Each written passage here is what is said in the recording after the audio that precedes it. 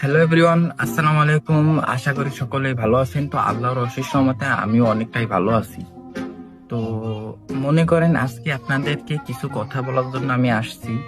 সেই কথাগুলো হইলো, এই যে মনে করেন আমাকে পরীক্ষা চলে, পরীক্ষার হলের মধ্যে ঢোকার পরে সুন্দরভাবে বসি আমরা পরীক্ষা দেওয়ার পরে আমাকে খাতা মাথা দেয়।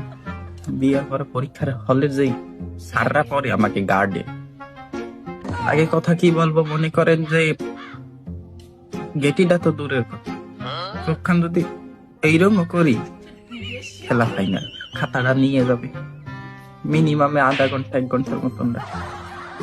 তো মনে করেন আমি আপনাকে দ্বারে একটা কথা বলার জন্য আসছি, সামনে যেহেতু নির্বাচন, অনেকেই অনেক দলের জন্য দাঁড়াইছে।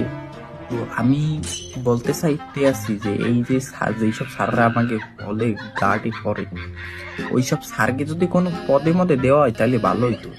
কারণ কি, তারা তো এই পরীক্ষার হলে মনে করেন গাড়টাই ঘোরাইতে পারেন, মানে দেয় না।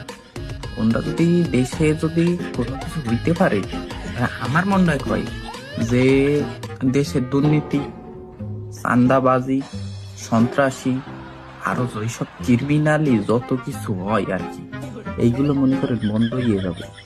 তো আমি আপনাকে দ্বারা একটা কথা